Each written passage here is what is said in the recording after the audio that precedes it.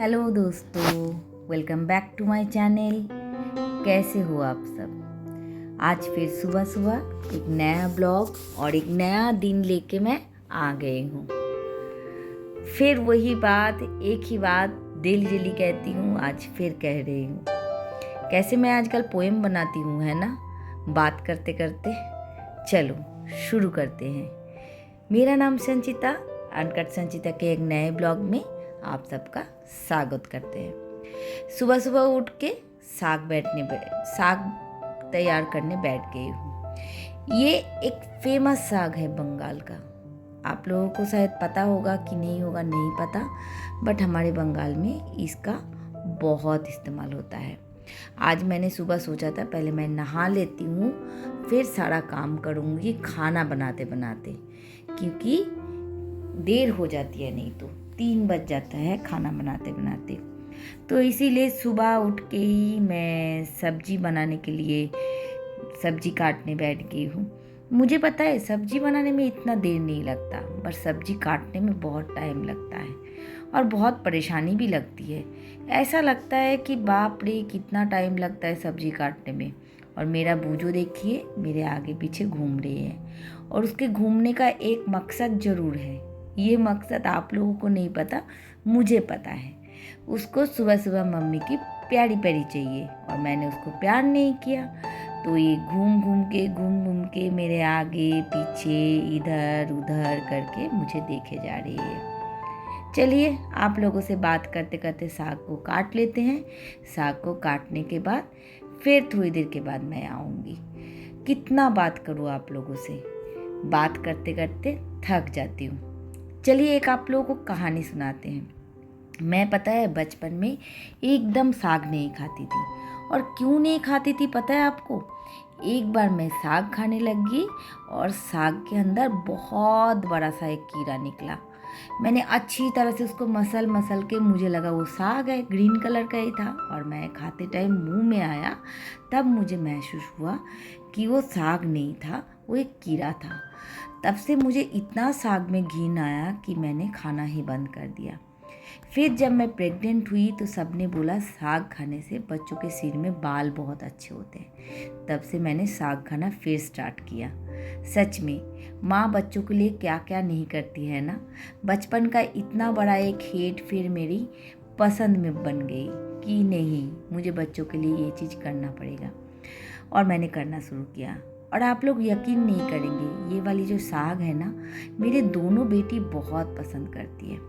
साग को अच्छी तरह से धो के कढ़ाई में देखिए रख दिया, और यहाँ पर जो ये छोटी सी मेरी सेल्फ है, इसको मैंने समेटना शुरू कर दिया।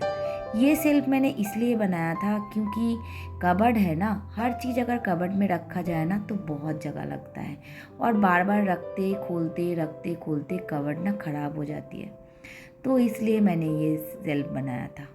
फिर मैं आ गई सब्जी के पास, सब्जियों को थोड़ा सा समेट के रख लेती हूँ।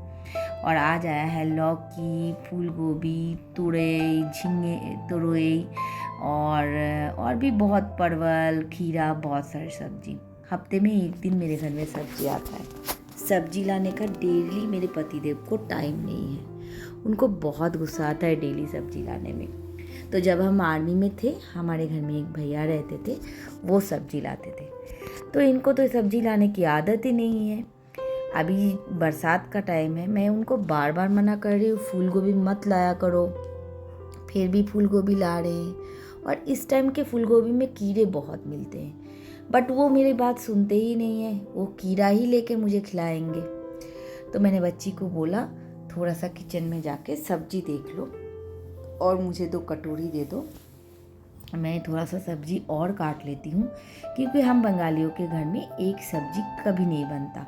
2-4 अगर सब्जी ना बने तो बंगाली कैसे हुए। तो चलिए काटते हैं बाकी सब्जी, फिर आते हैं आप लोगों से बात करने।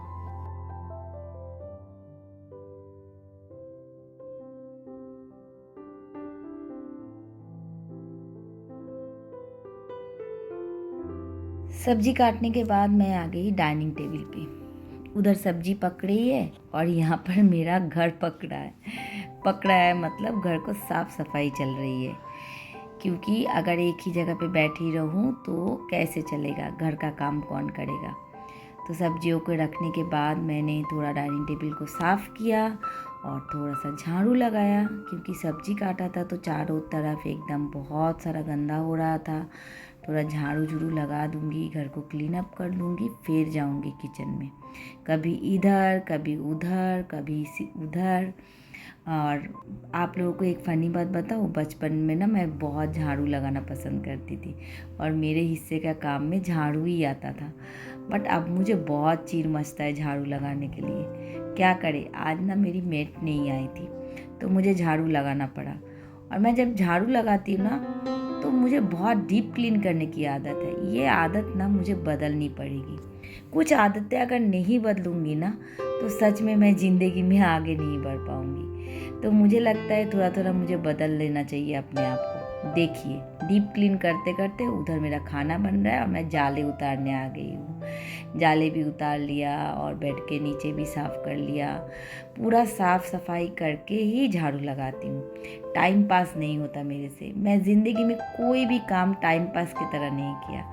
हर चीज़ में मैं अपनी पूरी 100% देने की कोशिश करती हूँ, फिर भी नाकामयाब हो जाती हूँ। ज़िंदगी के लिए भी, रिश्ते के लिए भी और इस यूट्यूब के लिए भी। कामयाबी पता नहीं मेरे से इतना दूर क्यों भागती है, आई डोंट नो।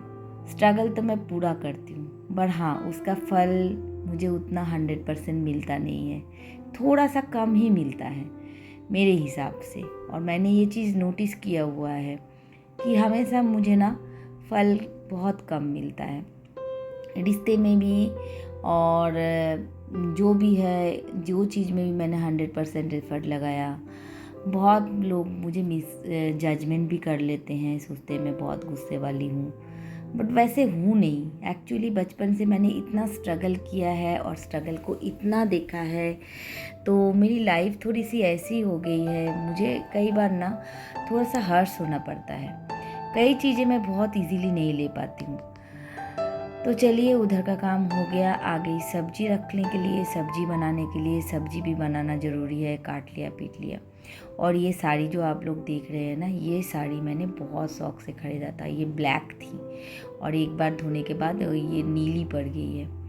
पता नहीं लोग ऐसे कैसे ठग देते हैं मुझे।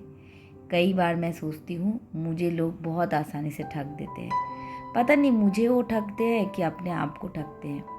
मेरा यही मानना है, ज़िंदगी में जो अगर किसी को ठगता है वो खुद को ठगता है एक्चुअली में, क्योंकि ऊपर जाके जवाब सबको देना पड़ता है। और देखिए, पसीने से ना मेरे गले में इतना सारा रैसेस हो गया कि मैं ये जो चेन पहनती हूँ इसको भी मुझे थोड़े दिन खोल के ही रखना पड़ेगा। मैं इस वजह से चेन भी नहीं पहन पाती हूँ।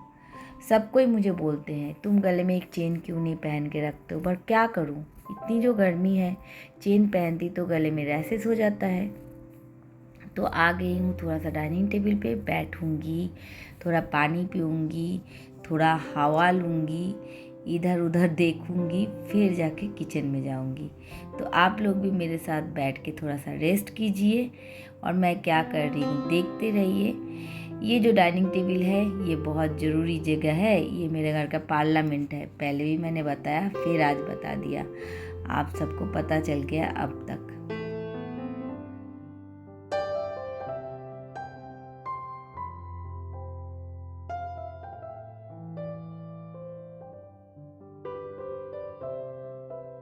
2 मिनट रेस्ट लेके फिर आ गई किचन पे।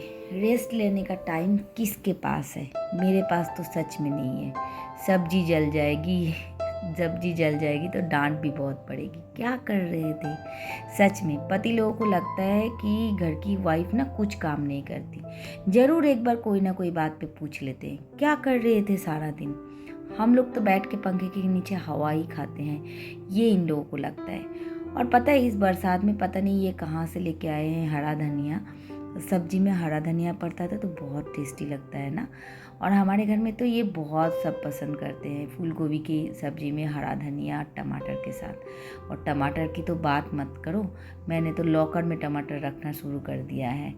टमाटर और मिर्ची को आजकल लॉकर में रखते हैं लोग, क्योंकि इतनी महंगाई हो गई।